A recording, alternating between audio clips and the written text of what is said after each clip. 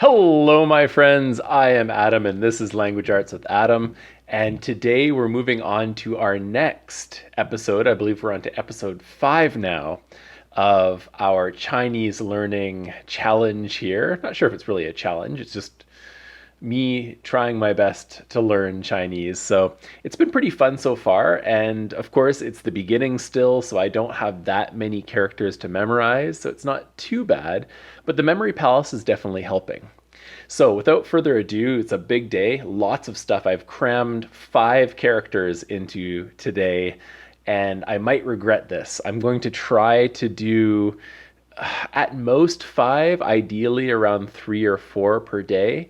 I think if I do a lot more, that's going to be hard for me to remember. And also, it's going to make the memory palace really cluttered. So I got some good advice earlier today from some people on the Reddit memory mnemonic device channel there, and they were saying like more than 5 is quite a bit. So I'll try to keep it lower if I can. So let's go right into it here. So the first thing, you can see that we've finished in the little inn house area there, and now we're exiting and crossing a bridge, and we're going to be turning left after we get off this bridge here and going down this little street, this pathway, to another room where we'll have more characters to learn.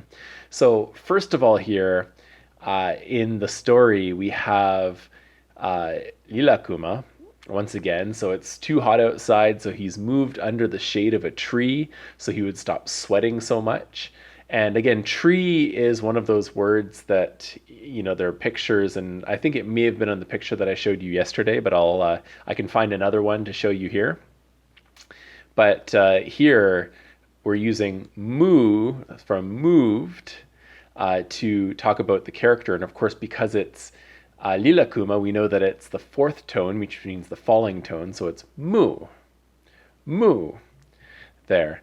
So that one is pretty straightforward, but now it gets a little complicated because we have compound characters that contain more than one character. So these ones, the next one has both, you can see tree and also several in it. So the sentence is, Donkey Kong wants to show off his new driving machine, a Jeep, losing control and smashing into a big tree several times.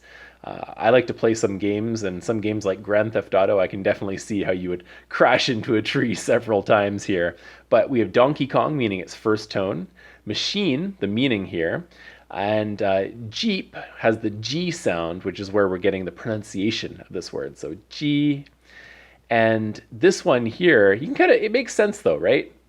Like several trees, so tree several is a machine because lots of machines are made up of several wooden parts. Of course, these days we use a lot more metal, but when these characters were first made, of course, you could see how they might use wood for this. Let's go on to the next one, number 11. So a cup filled with Donkey Kong's crispy cooked bacon, that was for lunch, falls out of the shaken tree's branches and is eaten by a passing person. No, screams Donkey Kong, don't touch my bacon or I'll kill you. Well, that's pretty intense.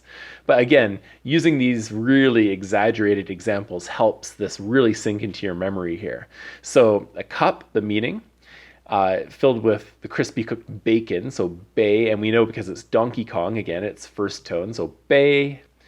And the tree was shaken, of course, because, he ran into it several times with his Jeep earlier. And, we have the tree and we have no. So we have 2 characters we had earlier, so a tree and no means cup. That's a very strange thing. So these are the examples that a memory palace really helps for.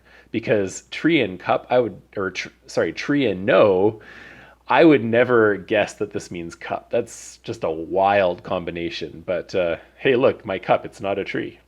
Yeah, it's a really weird one. In any case, so this helps a lot. And let's go to the next one, number 12. So after eating bacon, now you see here that for some characters, I'm trying to associate them with consistent characters.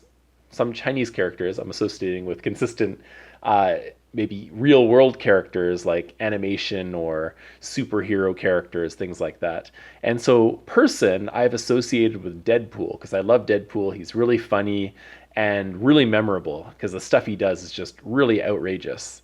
So after eating the bacon, a person, Deadpool, runs away with long strides, so making that character shape here, the purple, and trips over Pikachu, causing him to get shocked, of course.